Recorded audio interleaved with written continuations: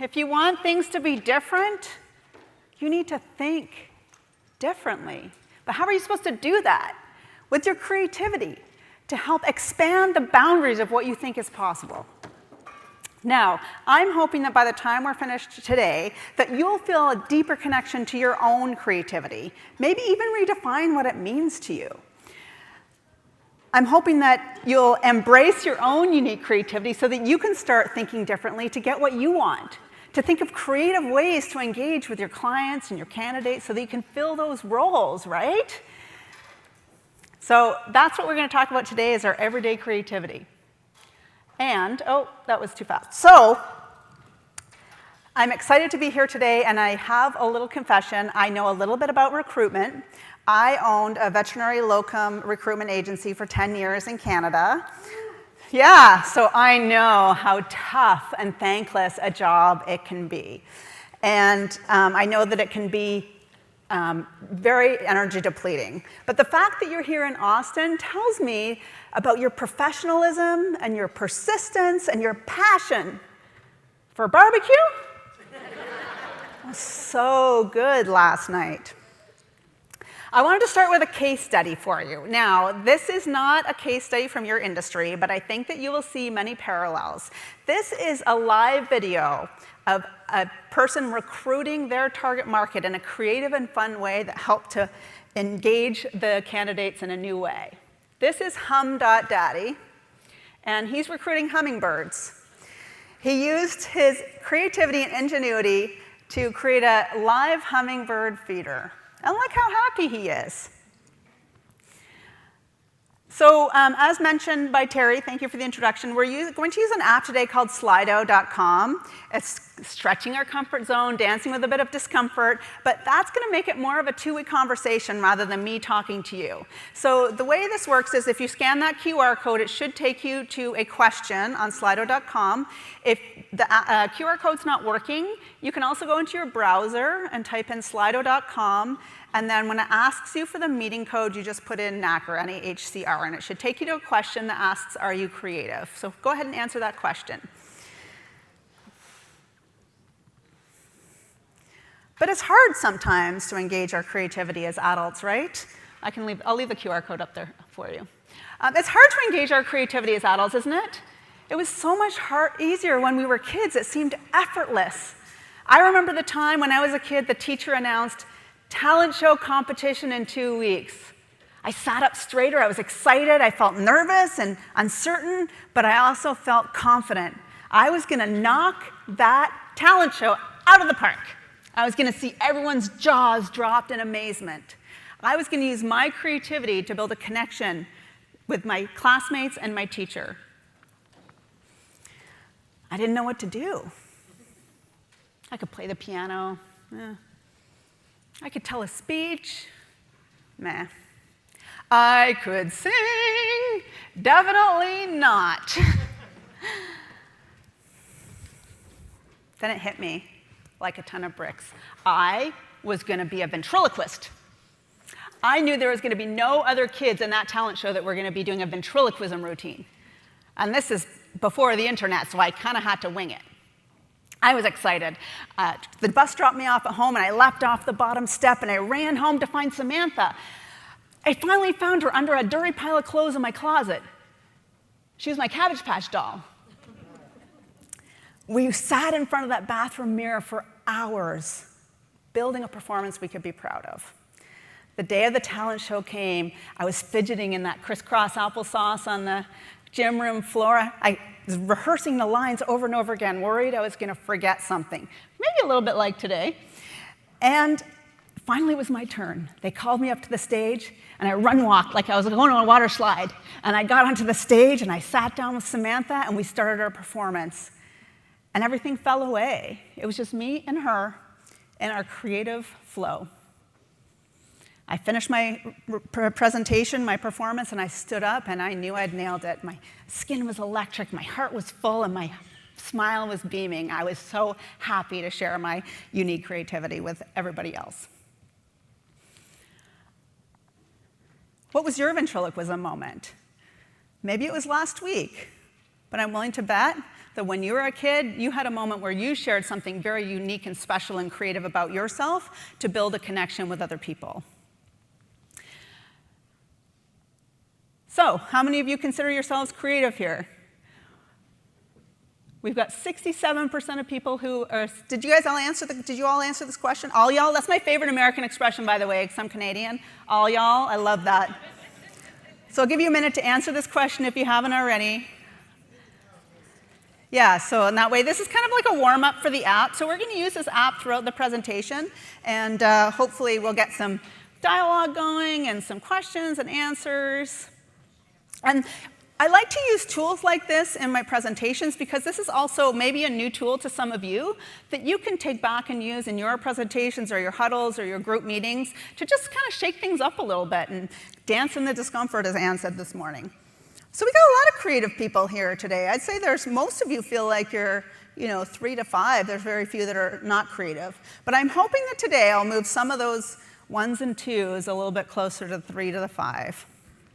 So thank you for participating. We'll keep using that app as we go. Whenever I have a question, we'll be adding that to the question there. So and it's so fun to just watch it in real time. But to kids, creativity is life. Kids are universally creative.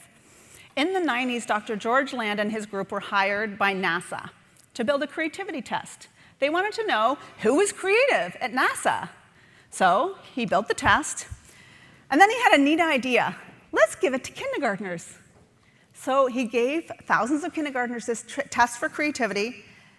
And I'd like you to guess how many of you think, what percentage of kindergartners scored as creative genius on this test? So you can go back to your app, and the answers are either 2%, 19%, 38%, 79%, or 98%. So how many kindergartners that took this test were creative genius? We'll give you a few seconds to answer that question, and I'll reveal the answer. Dun, dun, dun. I gotta point it at that. Yeah, 98% is right. 98% of kindergartners scored as creative genius on this test. You were all creative geniuses in kindergarten. I was a creative genius in kindergarten. Well, 2% of us were picking our nose and eating crayons, maybe. We know who we are. So kids are universally creative. To them, it's life. The problem with creativity is that we think it has to be something epic and artistic like Van Gogh or Beyonce. We don't really have a word in English to compare the things that we do every day to the things that are epically creative. Researchers call them big C or small c creativity. Big C creativity, the iPhone, the White Album by the Beatles, the Sistine Chapel, things that are celebrated by peers in their domain as incredibly creative. Small c or little c creativity are the things that you're already doing every day. You might just not call them creative. Things like choosing an outfit, making pretzels or bread during the pandemic, gardening, building a pivot table, drafting a break room hygiene plan for that one person that never cleans the dishwasher. And that's what I'm talking about what I'm talking about now is the everyday small c creativity, the things that you're already doing that you can double down on and do more of, and that will help you open up your brain for new possibilities. So, the elephant in the room, what is a veterinarian doing talking about creativity? I always get that. So you're a veterinarian and a comic, and you talk about creativity. Well, I'll tell you a little bit about my story, and maybe this resonates with some of your pasts as well. So ever since I can remember, I loved animals. I couldn't think of anything I wanted to do more than to spend my whole life taking care of them. I was on the fast track to being a veterinarian, so much so that when I was 12 years old, I was panicking that I didn't have enough vet experience for my vet school application, right? I was one of those type A's. Then I hit high school. And I developed a love for performance and improvisation and photography. And for the first time in my life, I felt unsure of my path. It was like I was standing on a mountain top with art on one side and science on the other, and I had to choose. I didn't think I had the talent to make a living as an actor. I had no idea how to be a cinematographer. And I still loved biology and science and animals. I don't regret choosing to pursue veterinary medicine, which is what I've been doing, and I still do, for 26 years. But through the grueling years of vet school and the many years thereafter, trying to look like I knew what I was doing still, they call it practicing for a reason, right? I felt like something was missing. I started my career in small animal practice and emergency medicine, and I've been a locum tenens for most of my career. But I couldn't really find what I was looking for. I did zoo and wildlife work, and then I worked in research, and I worked in industry for technical services for a large pet food company. I had a few businesses. One of them was the recruiting business. And yes, I also have ADHD, if you haven't already figured that out. Late diagnosis. Makes sense, though. But looking back on those jobs, I realized that the thing that I loved in each of those jobs was using my creativity. Whether it was helping that one cat out of 4 lose the weight, or building a presentation that was more interesting on the nutritional management of gastrointestinal diseases in the dog, or whether it was building a website for my business, that creativity really lifted me up and it gave me energy. And I thought, well, if that happened to me, and then I started doubling down on that. So I started stand-up comedy, I started embracing my creativity. I've even taken some online painting classes. And I thought, if that's working for me, what about for other people? And because of my research background, and I still love the science and the data, I dove into the research on applied creativity. And I was blown away. And that's what I'm hoping to share with you, to inspire you to embrace your own unique style of creativity. But before I do that, I want to ask you, when Dr. Land gave those kindergartners the test, 98% of them were creative geniuses. So he gave the same test to thousands of adults. How many adults do you think scored that same high level of creative genius as the kindergartners? So you can go back to your app and answer. It's either 2, 19, 38, 79, or 98% of adults scored as creative geniuses. Give you another 10 seconds to answer that question. Survey says 19%. I don't know how I'm supposed to scroll. See, this is the discomfort of learning. I don't know how I'm supposed to scroll down. But the answer, oh no, that's not what I meant to do. Okay. Anyway, it's on there. Sorry, I just can't see. 2% of adults scored at the same genius level creative as the kindergartners. So what happened?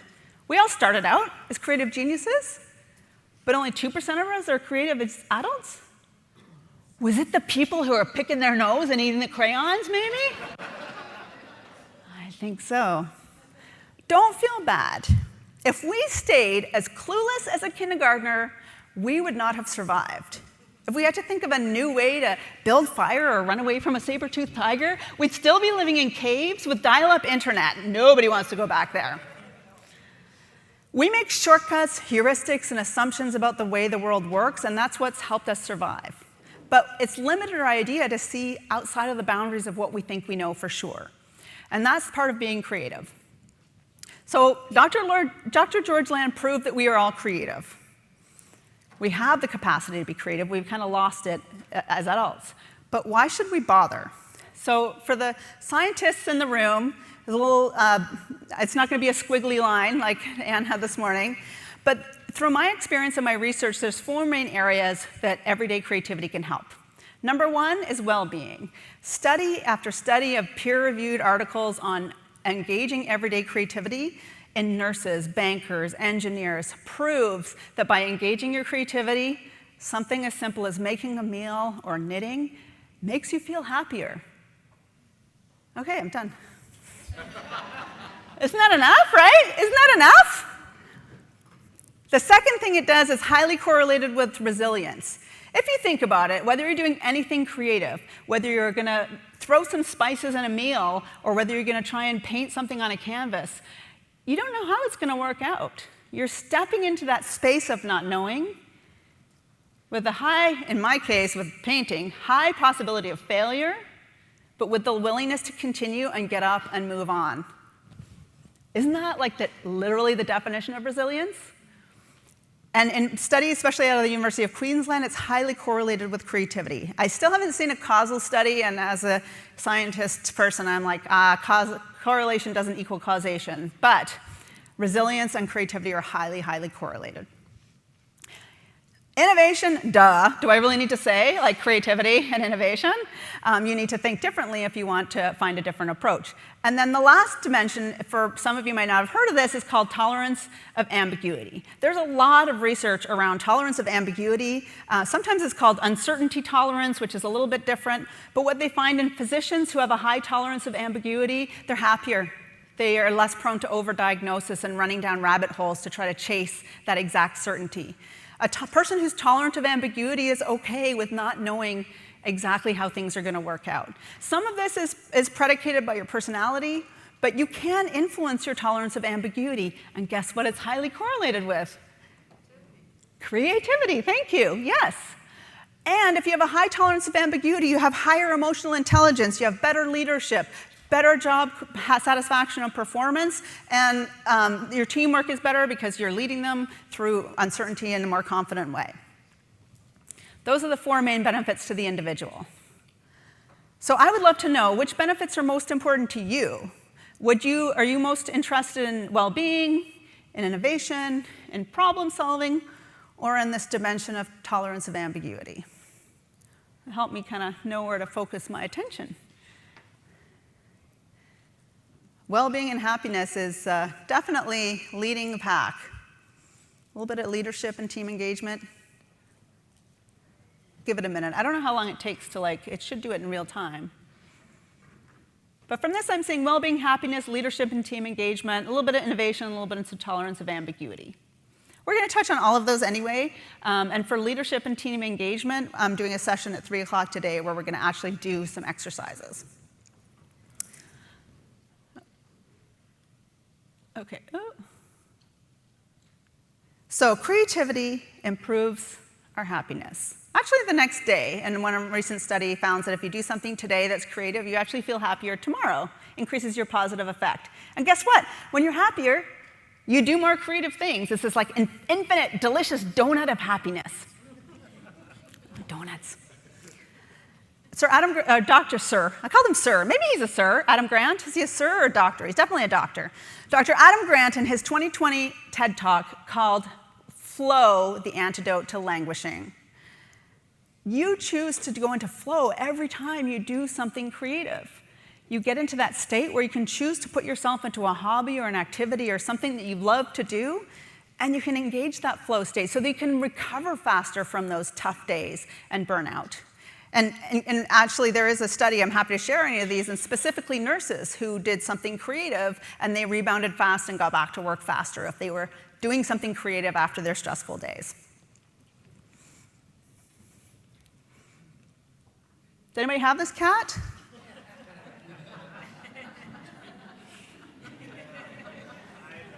Yeah, you have that cat? I love these cats.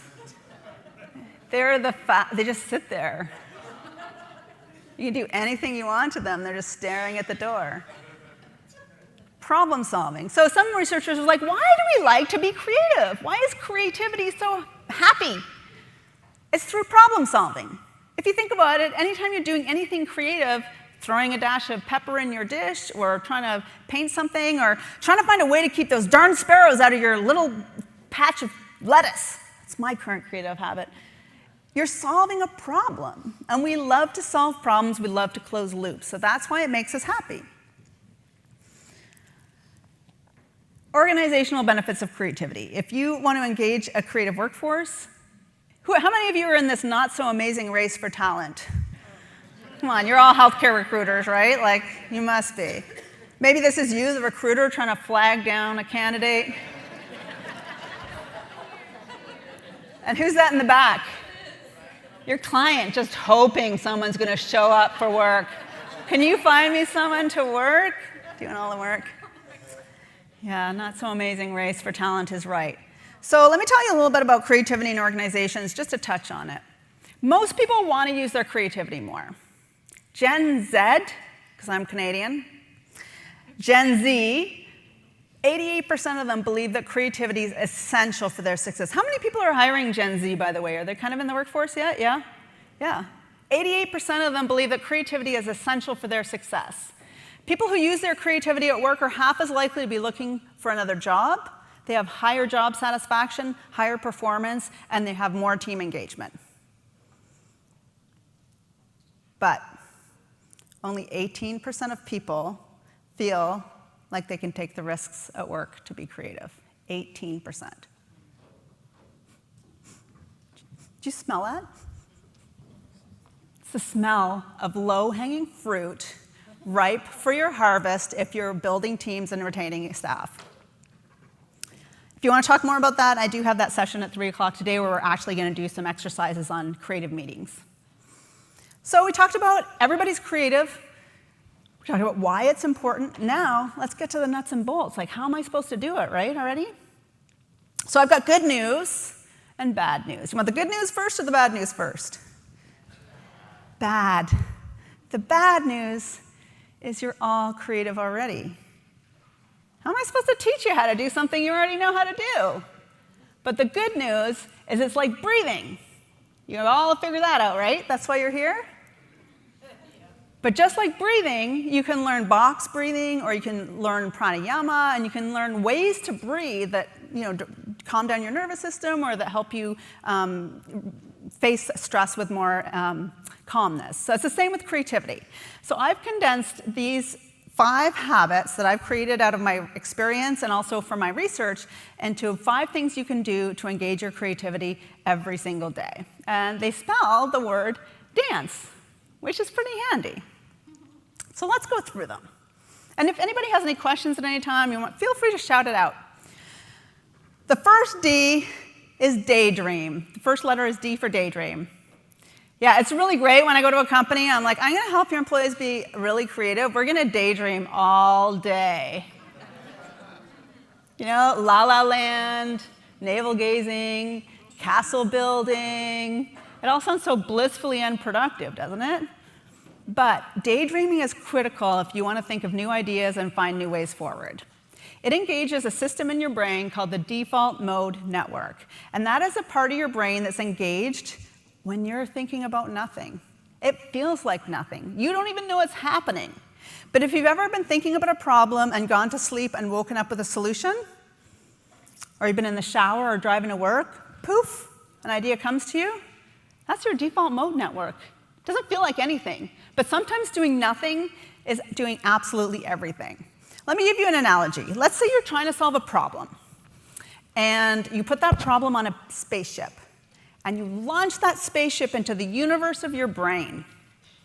The problem is that you lose radio contact with a spaceship. It could be like hanging out on Cryptak 2 having a space burger for all you know. You don't know what's happening. But what that spaceship is doing is it's traveling around the universe of your brain, trying to get skills, information, relationships, information to consolidate into an amazing insight, which is what happens, poof, when you get that idea. If you're busy on your phone, you're filling your every second of every day with tasks and busy work, you're not giving your brain time to launch the spaceship to try to find new solutions and give you those insights that we all so desperately need. That was a daydream.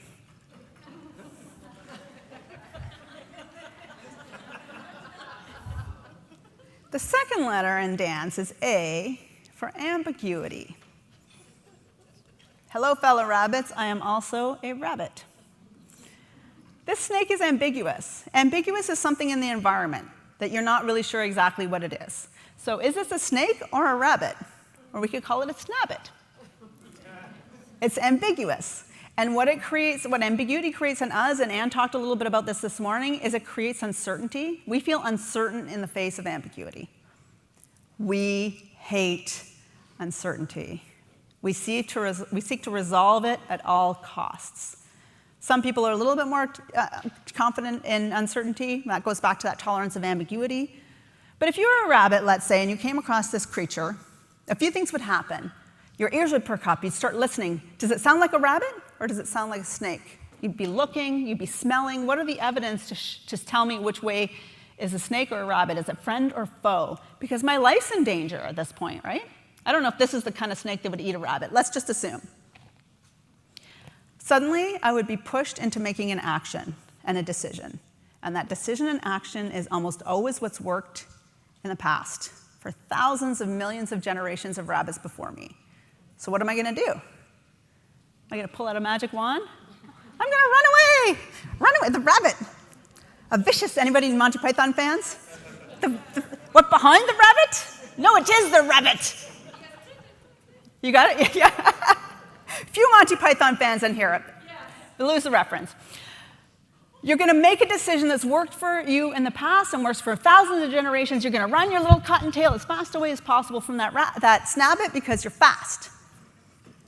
We are no different than the rabbit. We think we are. But when we are faced with something that's ambiguous and we feel uncertain, we collect information and then we're pushed into making a decision. And it's almost always kind of like that comfort porch that Anne talked about this morning. It's almost always the decision that's always worked for us in the past. So if you know that you're going to be feeling uncertain and there's a situation that's ambiguous, what can you do? You can use your big, massive brain that we've been developing over thousands of years and turn it on and start noticing. So I'd love you all to stand up, partly because it's lunch and nobody's had caffeine, but we're going to stand up, we're going to do something. Now, how many of you are feeling a little uncertain? Some people say they're not, and some people know they are.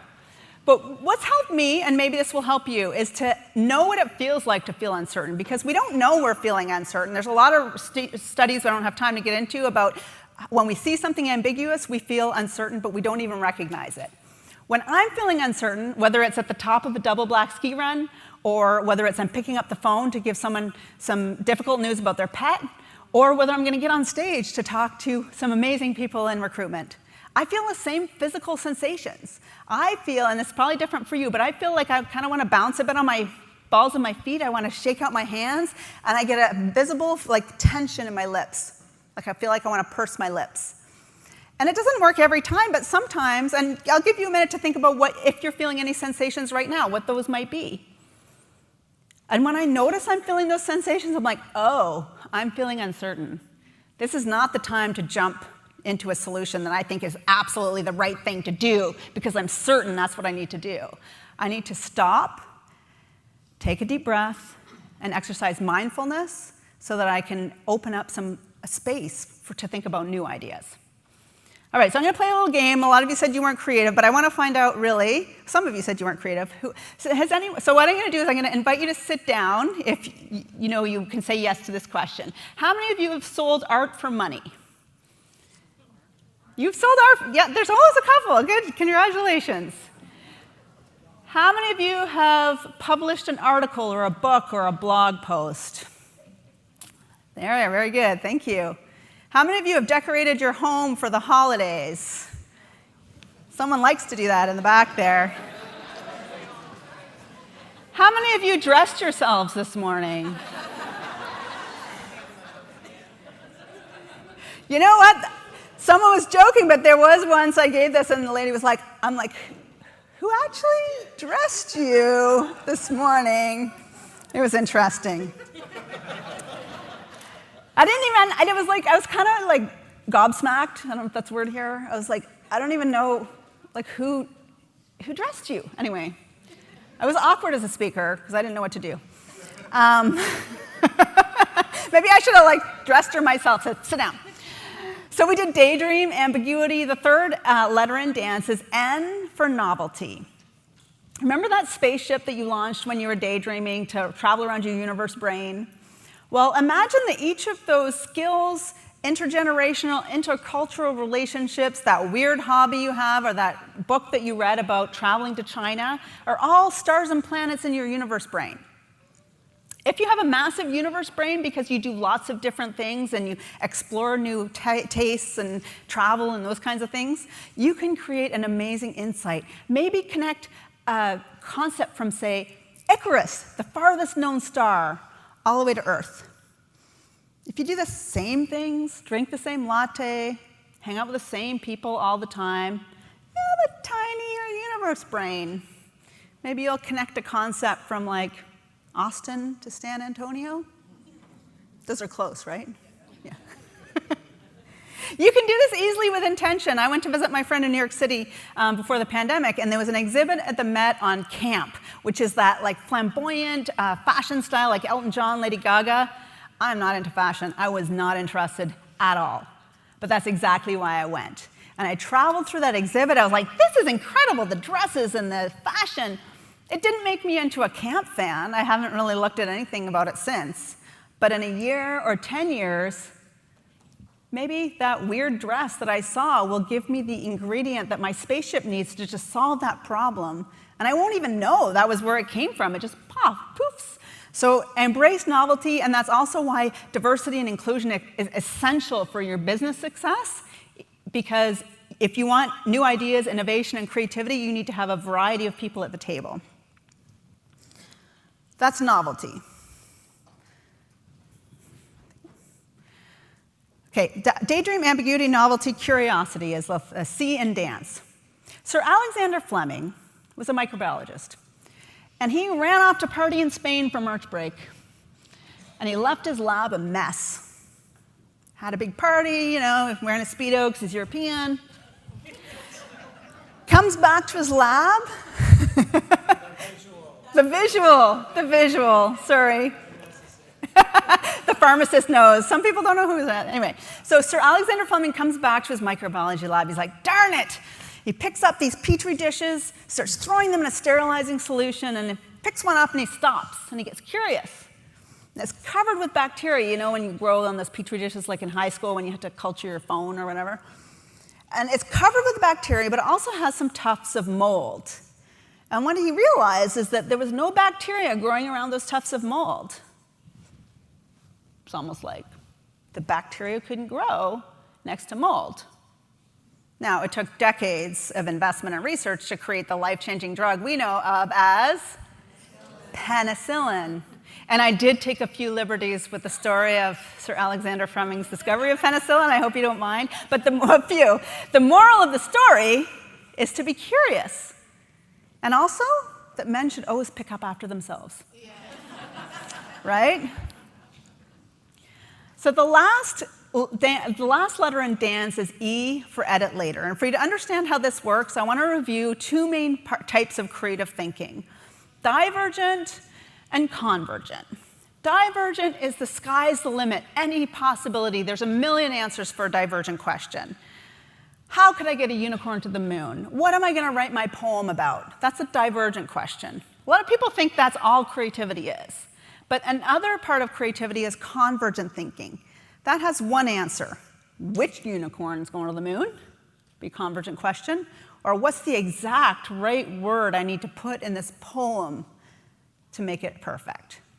So divergent and convergent thinking are both parts of creative thinking, but we tend to do them both at the same time, which is the biggest challenge. And what I think, if there's one thing you're going to take away, is to make sure that if you're diverging and thinking of ideas, that you're 100% all into divergent thinking.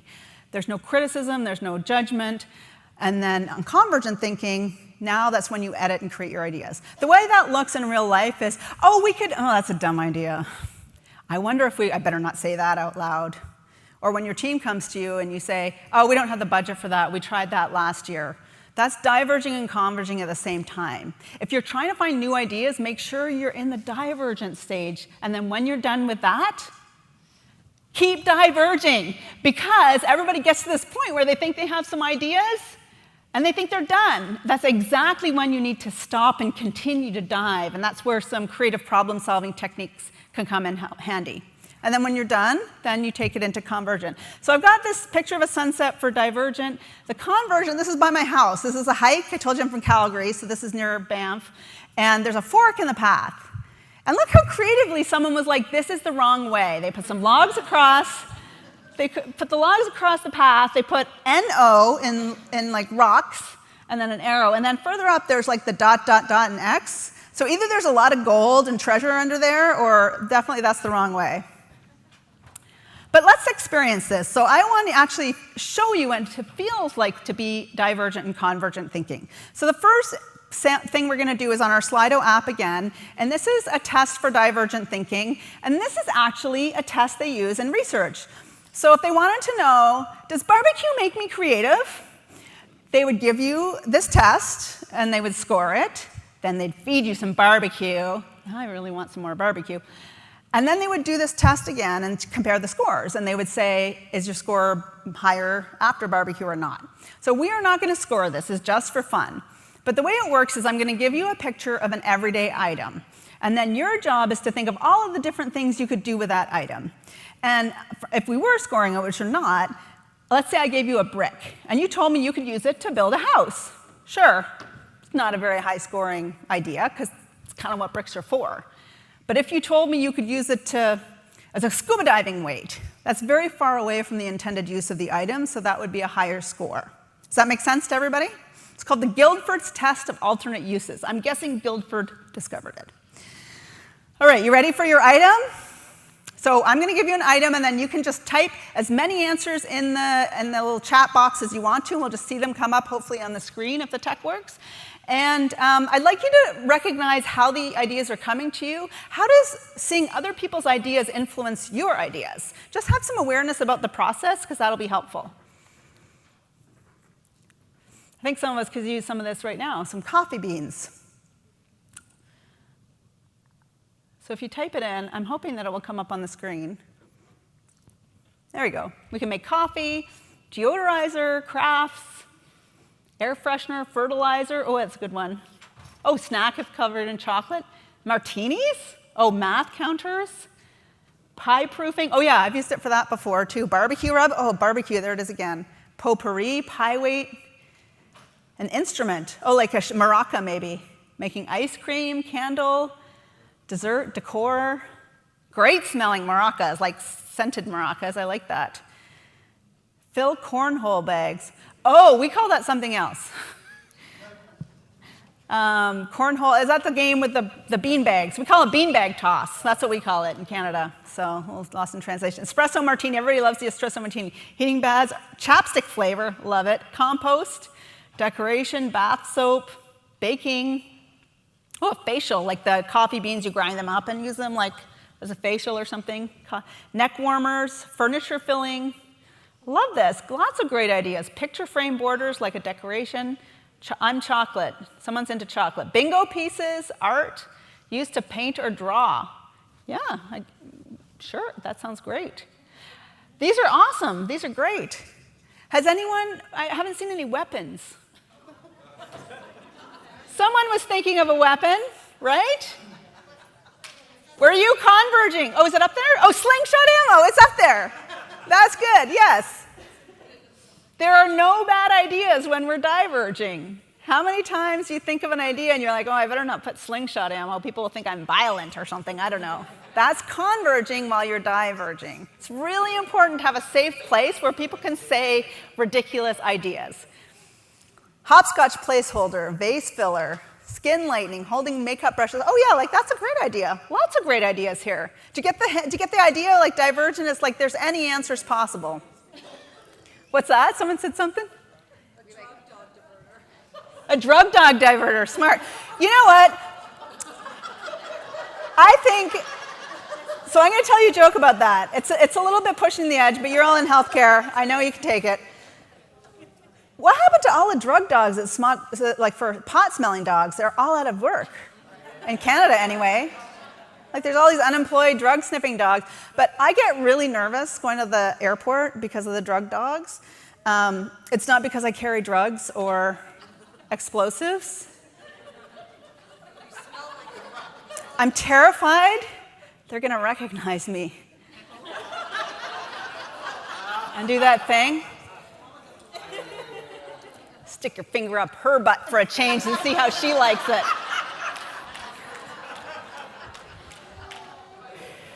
Yeah, that's luckily didn't happen to me before this visit here to Austin.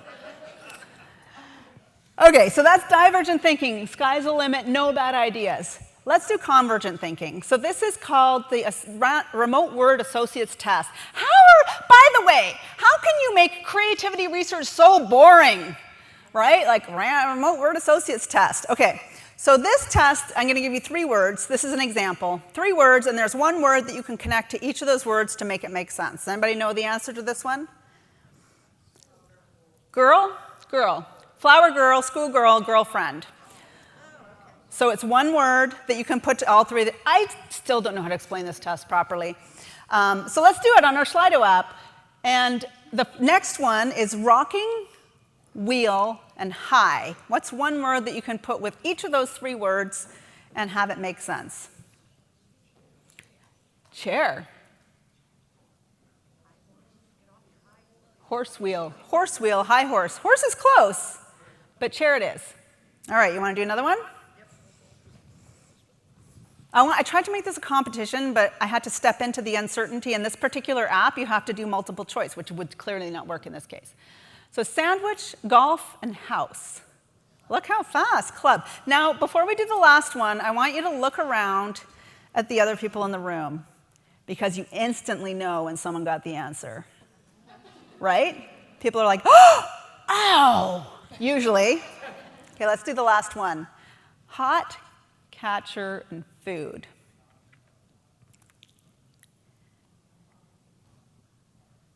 Dog. Hot dog, dog catcher, dog food. Potato, hot potato, potato catcher, potato food. It kind of makes sense, but it's not. It has to be like potato food. I don't know if that's a thing unless you're in Ireland. Right. But when you know that whoever got the answer, like anybody want to share, how did it feel when you got the answer? Did it just pop in your head? How many did it just pop in the head? The first one. How many of you had to you actually thought through things and came to a conclusion? Yeah? Sometimes people pick the hardest one and then they try to do that, but often it just pops. And what that is an artificially induced, I'm going to call it that myself, artificially induced insight. So what we do is when we look at those three words, we try to think of the answer, and if we don't get to it logically, we're like, this is too much work. And you send it over to your default mode network, and it launches a spaceship. And then, boom, your spaceship solves the problem for you. But that's an example of a convergent thinking exercise where there's only one answer. If you want to do a bunch more exercises, I do have a QR code, and that's like you enter your email thing to get it. But I also put these exercises in the articles section of the Whova app. You don't need to enter your email for that. So there's 10 exercises, 2 exercises for each of the habits to support the stuff that we're talking about today. Divergent and convergent thinking. The sky's the limit. One answer. Dr. George Land calls it the gas, the kindergarten study guy. He calls it the gas and the brake. The gas is your divergent thinking. You've got a full tank of gas, a road trip to anywhere. Convergent thinking is the brake. Also very important, so you don't run over grandma in the crosswalk. Do you know what happens when you hit the brake and the gas at the same time in a car? Okay, I know. I'm going to take you back in my magic time machine to 1989. I'm a teenager, and I work at Kmart, and I'm a bit of a nerd. Thank you. Thank you. But I drive a Camaro. A Z28. Z28, I guess you guys call them? Z28? We call them Z28. It's our colonial roots showing. Electric blue. And I like a guy who likes cars. So at break, I tap him on the shoulder. Hey, do you want to drive my Camaro after work in the parking lot? His excitement made it worth it. So we head out to the parking lot. My hands are sweaty. I hand him the keys. He gets in the car, turns on all 454 horses, so I'm told. And he looks over at me and smiles. Oh, I'm melting. Suddenly he breaks the spell. He screams, "Brake stand!" And he slams his left foot on the brake and his right foot on the gas all the way to the floor. I didn't know what was happening. I was deafened by the sound of squealing tires. The smell of rubber burning was filling my nose, and I looked out the window and there was smoke everywhere. But you know what? We were going nowhere. We were stuck in one spot. All that drama, all that noise, and that smell and the smoke, and we were stuck. We weren't going anywhere. And that's what happens if you try to diverge and converge at the same time. You stop yourself from moving forward. First, you criticize your own ideas, like, I better not say that. They already said that last week. And then you worry about the criticism and judgment from others, right? So you want to share an idea because other people might think it's a bad idea. But did you kiss the boy? No. No. I was too nerdy. The Camaro didn't fix all that nerd flinger. But for those of you who need a business case example, I'm going to tell you a story I heard in my creative problem solving training. There was a company in the 50s that made glasses, like drinking glasses, wine glasses, and they were having a productivity problem. And what was happening was they used newspapers. Those are the things we used to get in our house. You know, you'd open it up and it would tell you what happened 3 days ago in the world. How do we get by? So they used newspapers to wrap the glasses, but the problem was their employees got interested in the articles. So they'd be wrapping a glass, they'd be like, oh, who won the Stanley Cup? Or what's the basketball thing, or whatever you guys do? NBA. Apparently we have a really good basketball team, though. The Raptors apparently are really good. So, yes. Squirrel. So packing the glasses. So they had this idea. Let's talk about solutions. So we should punish them. We should, incentivize them. We should use different packing materials. That's too expensive. What should we do? Somebody blurted out, we should poke out their eyes. Poke out their eyes. Who thinks that's a bad idea? The rest of you are too tired after lunch to raise your arms. That's a bad, messy, illegal idea, right? But that's the idea that gave them the idea to hire visually impaired people who were otherwise marginalized and were unable to find jobs. So not only did those people not find the articles in the newspaper interesting because they couldn't read them, they had better tactile ability. So they actually packed the glasses faster and with more care, and they had less breakage. And the company was able to access grants and subsidies because they were hiring marginalized people with disabilities. That is a very bad, terrible idea. But it led to the idea that changed absolutely everything for that company. Ernest Hemingway is quoted as saying, write drunk, edit sober.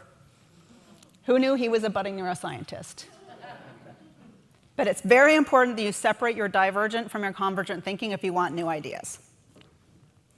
So there we have it. Dance, daydream, ambiguity, seeking novelty, using your curiosity like a European in a Speedo, and editing later. And if you can't remember what they stand for, you can actually just dance, because that's very creative. And I'm more of like an what's the one from Seinfeld? Elaine dancer. Or you could do, what is that? Problem, plan, punch it, Margaret.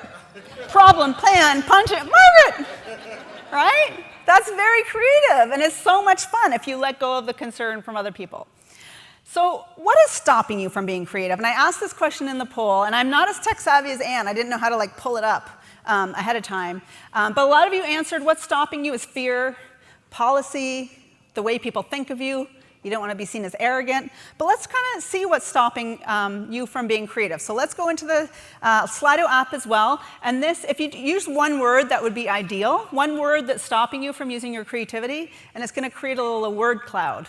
And we'll see what people are struggling with.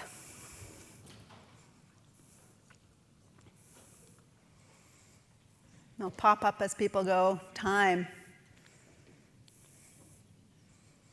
Fatigue, procrastination, scheduling, time. Fear. Fear's still pretty high up there. Energy, pay. Boss. Yeah. I was in a sales meeting when I worked for Nestle Purina, and the VP, it was literally an innovation meeting. And they gave us squishy light bulbs to stimulate our innovation. It's a great company. And I was sitting next to a guy with supply chain management, and we had this great idea. And I went to my VP. I'm like, we have a great idea. We want to do this. It'll never work. Oh. Okay. I didn't share a lot of ideas after that. But I did get an innovation award because I was so bored a lot of the times by the content I was developing that I made it into a game to keep me interested. And then I won an award for it, which was pretty cool. Time and fear, red tape, funding. But time and fear, judgment and confidence seem to be pretty high up there. So I want to take you back for a minute to that talent show competition. Remember, I was the ventriloquist? I nailed it. I was up there and I was like, I did a performance of a lifetime. And finally, I lifted my gaze and I saw the audience for the first time. And I looked out and their jaws were dropped. Their faces frozen in expressions of disgust, horror, and anger in some cases. Oh, God, that hurt. Felt like someone had punched me in the stomach and slapped me in the face at the same time. I can still remember how that feels 40 years later. It hurt. We call it the sting of rejection because we feel rejection like physical pain. When we lived in groups where we were excluded from the group, it meant death of starvation or predation or exposure. We died. We've carried that outdated operating system from that cave with dial-up internet, and we've brought it into today's world. We're not going to die if we share our opinions. We're not going to die if we do something silly, but it feels like we are. And after that ventriloquism moment, I never wanted to feel that way again. Like a good Gen Xer, I pushed it down. And I loved science. I know if I'm right or wrong in science, and if I'm wrong, it's not personal. I said, I'm not creative. I like sciences. I don't like creativity. I can't draw. I can't paint. I can't sing.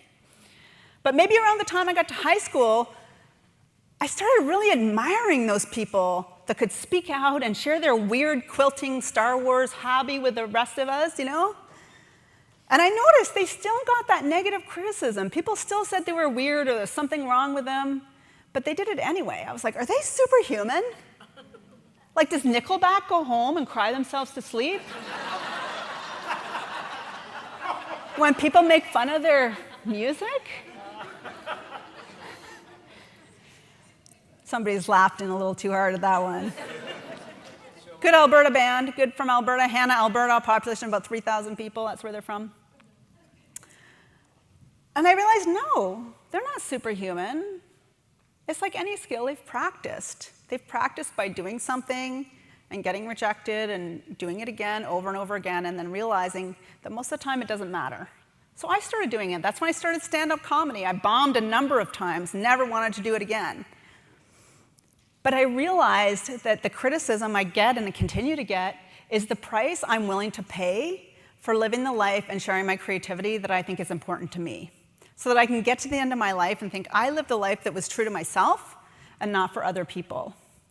Which, by the way, is the top regret of the dying, according to Bronnie Ware's work, who works with hospice patients. Our top regret of the dying is living a life for somebody else and not the life that you wanted to live. So expressing your creativity is part of living that life. I wanted to share a few examples of using creativity. This is my friend Shazia. She was applying for a job. And this particular job, she created an Instagram profile specifically for this job application. She got the job. She put in stuff about her family, her favorite quotes, some awards that she'd won at work, things about her coworkers she liked. What a creative way to share your own unique creativity and how you can contribute to an organization, or vice versa, organization contributing to you. This is Maria. This is a videographer I hired from Austin. I used a creative way to hire her. I went on Facebook and I Googled Austin videographer, and I found a string of comments about who would you recommend as a videographer in Austin. And this Maria came up. There she is. How can you use your, very good, yes, thank you, Maria. How can you use your creativity in a way that's different? I mean, and Rollis is going to talk later about his amazing recruitment videos, and that's part of it, but how can you flip that on its head? And I want to show you this video. This is a recruitment video from Fiverr. This is an example of an assumption reversal, and Anne talked about reversing assumptions as well today. This is about how can you make a recruitment video that people expect, but in a different way. So this is from Fiverr. This is another generic recruitment video. Let us begin. Do you see these doors? These are office doors. They lead to a corridor, which leads to an office full of people walking and talking to each other. This probably means they are busy. Deep in thought, he gazes beyond the horizon. If he chewed on a pencil, the shot would be more dramatic.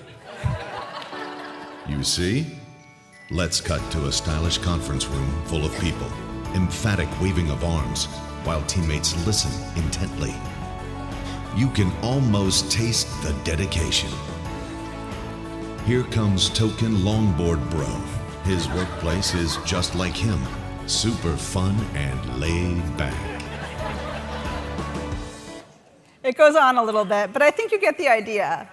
So they took a cliche and doubled down on it and showed their personality behind their company. It kind of showed all, like, in a roundabout way, but most people were laughing. It was funny, right? We want to laugh. We want to have fun, and you don't have to do a boring recruitment video, make it to be so professional. We need to laugh at ourselves a little bit more. So those are the 5 habits. I would love to know, what habit are you going to try at the conference today? And by the way, daydreaming, which I forgot, I always forget something. We daydream, our mind wanders 30 to 50% of the time. Look around. Some of your minds are wandering right now.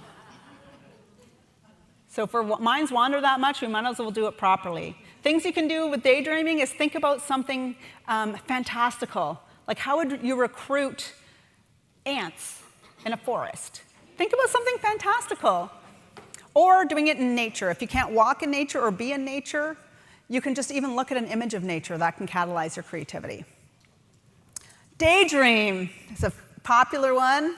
We got some Speedo, love, and curiosity, folks. Great. Well, I encourage you to try these habits, and novelty is easy. You're in a conference with people from all over the country with all different types of practices, with their recruitment practices. So make sure you find somebody that's in a different area than you are and ask them, how do they do things? Because guaranteed, that's a catalyst for creativity. So these are the Q&A. So this is supposed to be the Q&A. I don't know. I think this was answering. Does anybody... Oh, because there are 2 tabs. I forgot to say that. It was like it came up to the Q&A instead of the poll, right? You were being creative. I love it. There's no rules. There's no rules here. Does anybody have any questions before I kind of wrap this up? Does anybody have anything they want to share or have any questions about creativity? I do. Yes. How do you have upper management or leadership be open to the concept of creativity and allowing it in the workplace? 100%. That is a big question. There is a book I'm going to refer you to before I give you a little synopsis. There's a whole book about that. It's called Creative Change by Jennifer Mueller.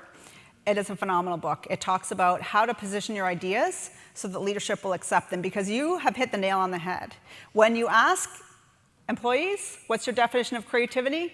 Something cool, different, risky, amazing. You ask leaders, feasible, within budget. Right? So the definition of for leaders for creativity is completely different than that of people who are not leaders. And the higher you get in an organization, I guess, where the buck starts stopping with you, are more risk averse and less open to creativity. So how do you do that? The book it talks about how do you position ideas. One of the examples she gives, and I might kind of paraphrase it incorrectly, but with Star Wars, when they first pitched it to the people, they rejected it, right? They said, no, this sounds terrible. But and I don't know if they changed it, or I could be remembering it wrong. It's been a year since I read this. But she said if they had positioned it like The Fast and the Dead, The Good, the Bad, and the Ugly. It's an old movie. The Good, the Bad, like if it was like a Western in space. Well, they would have been able to see. So analogies are a great way. I use analogies a lot in my comedy because it's a great way for people to instantly connect the dots. So sometimes I say my creativity, when I was in vet school, I lost my creativity, but it came back like a cat at dinner time. Right? That's an analogy. It's a visual, like the Speedo, that you instantly get. So using an analogy and finding an example that has been successful and being like, well, it's like Apple, only with nurses. I don't know. But you get the idea, right? So positioning it in a way that seems less risk-averse is a really helpful way, and using analogies to make comparisons. And that book would be fantastic. It's called Creative Change by Jennifer Mueller, and I can put it in the notes of the presentation. Thank you. Yeah. All right, well, I'm here for the rest of the day. I'm back for a session this afternoon, but I want to end with started this. to just wallow in those sad feelings. I couldn't get out of my funk. And one day I was sitting out on my balcony. I didn't have any flowers. I didn't have any hummingbird feeders. It was just me sitting out there. When a hummingbird appeared out of nowhere, right in front of my face, we locked eyes with each other, and then the hummingbird flew away. But when it flew away, it took with it all of that weight that I was carrying. I just felt lifted in that moment. It was the first time I felt good in a long time. So it became this meditative thing for me that just brought me so much peace. It helped ground me. It helped put everything in perspective. So that's Hum.Daddy talking about his recruitment practice with hummingbirds, using his creativity. His story was that he moved with a partner from New York City to California. He fell into a depression, and this pulled him out of that depression. Using his creativity and engaging with nature is critical for creativity. So when you're feeling stuck and you know you need a fresh approach, you want things to be different, you want to connect in new ways, challenge your inner kindergartner. Use any of the steps of dance. It doesn't matter. Nobody has to know where you're doing them. It only takes a few minutes. Remember when creativity was life and you weren't worried about a return of investment, you weren't worried about looking foolish, you weren't worried about getting that judgment because we know that we're not going to die. And I'll give you a little secret I know as a comedian, and science says, nobody really cares that much about what you do. They don't. So you might as well be yourself and have the strength and the courage to step off that porch of comfort and share your unique creative gifts with the world, because you don't know what could happen. You could change the world and change your company in the same time. Thank you so much.